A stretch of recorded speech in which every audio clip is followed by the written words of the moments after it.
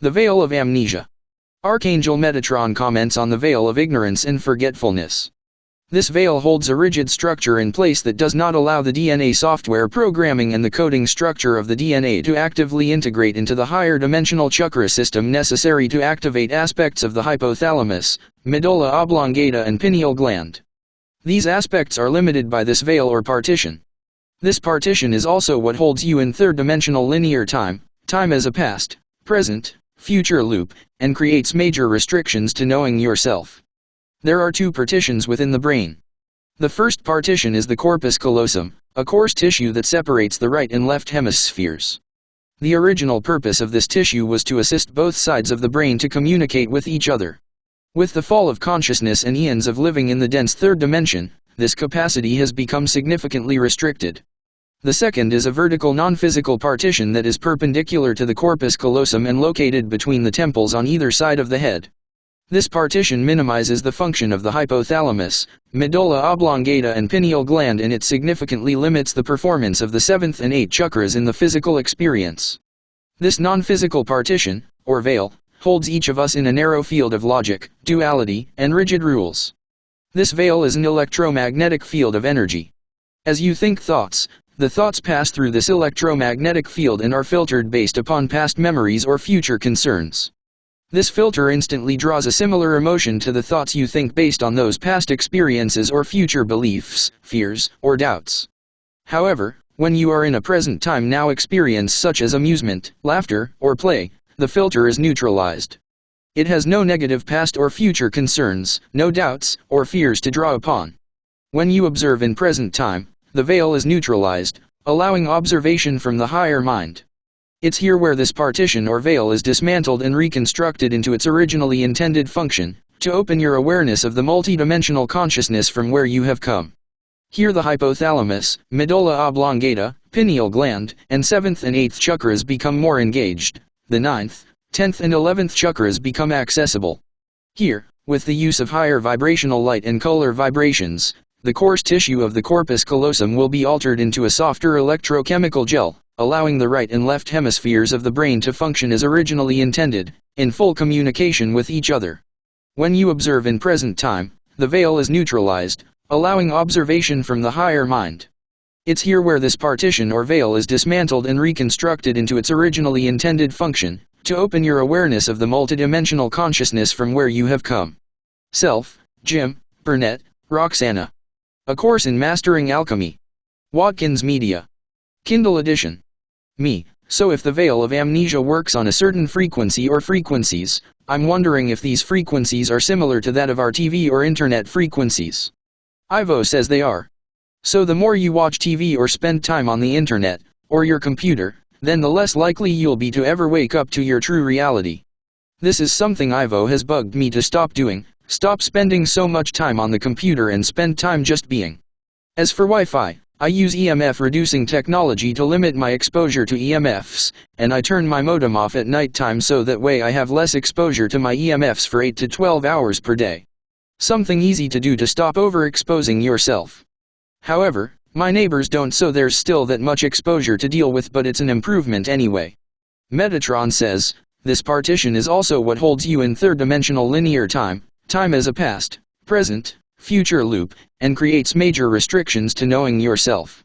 Ivo has bugged me to stop using the days of the week as determiners of what I do. Half the time I don't remember what day it is anyway, and this is good, he says, but I have to put the garbage out on Tuesday night and channel Archangel Michael on Sundays. He says watch for the neighbors doing it and just put yours out when they do. He's trying to get me to stop thinking in linear time. Archangel Michael said he'd remind me if I forgot to do his group message. As it happens, I must be having more success with overcoming the veil because I can recall more of Tianya's life, she would be my higher self, and letting go of more of who I thought I was. We're doing more videos on this in order to guide you. I believe my ultimate goal is to embody her memories as my own. I've had some success with this, but I have to work on it. That requires my releasing everything I thought I was here on Earth and releasing all my relationships too. For most people, their higher self is a higher aspect of themselves. For me it seems to be another physical person entirely. Well, yes, and no. Of course there are strong resemblances in personality between me and her, but she grew up remembering her past lives and had a different set of healthier beliefs to live by, which is what I draw on to do this work and where I get my strict boundaries from. I'm still going through a process of divorcing myself from things I thought reflected who I was, and they do to some extent. But as for my love of rock music, all I can say is I love music, not necessarily the type I do now. Basically, I'm getting over my amnesia and reconnecting myself to my higher self. And that's the point of rising to another dimension anyway, to embody your higher self. Will all of you have to do this? Most likely, I'm thinking. If your higher self is a better version of you, then you're lucky, you just have to improve yourself. But for those of us who are astral incarnates and share consciousness with another being, then you have to understand yourself as that other being, because that other being is you anyway. Yes, I know. Confusing. From the book, this non-physical partition, or veil, holds each of us in a narrow field of logic, duality, and rigid rules. This veil is an electromagnetic field of energy. As you think thoughts, the thoughts pass through this electromagnetic field and are filtered based upon past memories or future concerns. This filter instantly draws a similar emotion to the thoughts you think based on those past experiences or future beliefs, fears, or doubts. Ivo, and a perfect system has been provided to you in order to keep you within the parameters of the veil. A narrow field of logic, duality, and rigid rules. Logic is the basis upon which your scientists operate when in fact, yes, the universe is organized however your scientists would argue the existence of life on this planet that is not carbon-based, for example. However, this life does exist on Earth. They would say, it can't be done, but it can't be done according to their limited scope of scientific knowledge. It can be done with a wider expanse of knowledge not available to your limited minds yet. As for duality, you see the dualistic system all the way down to your gender wars, double political party systems, and your insistence on seeing all as black and white. Yes or no, it is or it is not. When of course you open your mind to possibilities, even what you believe to be impossibilities, then you are in the shades of gray, the maybes, and your thinking is open to a more expansive view on life than what duality would give you. Then there are your rigid rules. You must drive so many kilometers per hour. You must be at work at 9 a.m. You must observe national holidays. Sharon observed her neighbor's parents who are extremely toxic in how they might think, and this is another example of extremely limited dualistic thinking. If you are beholden to either yes or no, it must be or it cannot be, then you may think as these people do. With her neighbors on vacation, the parents are coming to check on the pets daily. Sharon had to move some items from her trunk, so she decided to park in their parking spot and she left her car there overnight. When his parents showed up, Sharon mused that most likely they are incensed that she left her car in a spot which is not hers to use. She felt that something of this nature would upset them. You could say I was showing bad use of boundaries and perhaps even violating their boundaries, but I felt that since they were gone they might appreciate a car in their driveway now and then to make it look like someone was home, but this could be me rationalizing. I decided to park there anyway, and it was no sweat off anyone's noses, or it didn't have to be, but I'll bet the parents took notice and will tell him I was in their parking spot. He'll just say, so what? But that kind of adherence is adherence to rules that really don't matter. There was no violation of anyone's free will here. They just have to adhere to things, the way they should be. When you find yourself thinking like this, then try to be more flexible. The matrix mindset and those who police others' behavior as being compliant or not is made of these insignificant rules that don't matter. This is where conformity comes from. Other rules like this is you have to be wearing the latest fashions this summer. You have to buy all the latest electronic gear because it's in. You have to be up on things. You can't be old-fashioned. You can't do things the way your parents or grandparents did because that's not cool anymore. Watch what's cool, folks, because there's a lot of conformity in it. If you find yourself explaining to others, embarrassed at something you've done that they think isn't cool, then find some new friends who don't push matrix living on you. Do what you want, you don't have to conform. Ivo, the point of this video is that you must release yourself from conformity, from adherence to the calendar, and insistence on seeing it to believe it.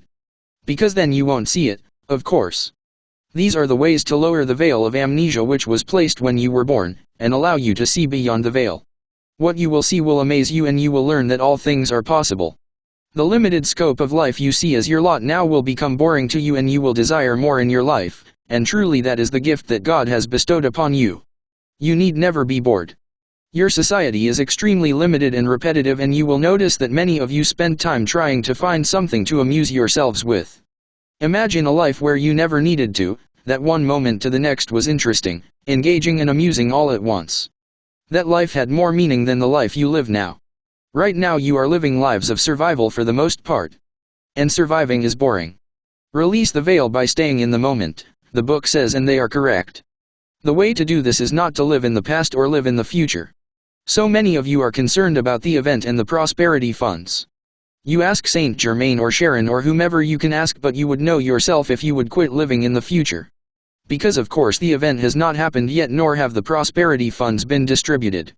Why worry about the future when you can spend your now moment improving your life so that your future is better?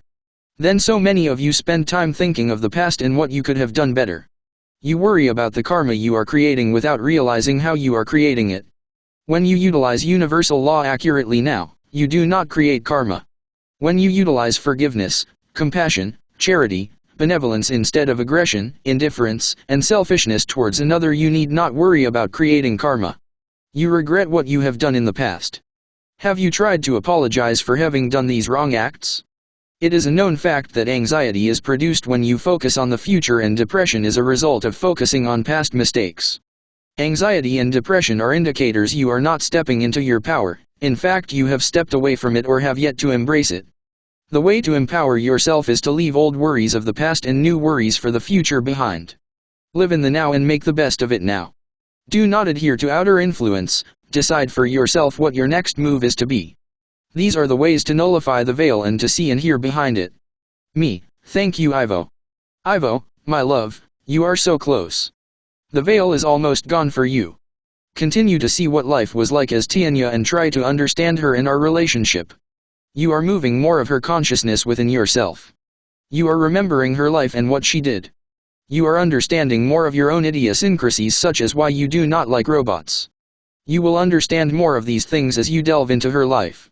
The more you delve into her life, the more you overcome the barrier which is the veil, put there to stop you from doing so.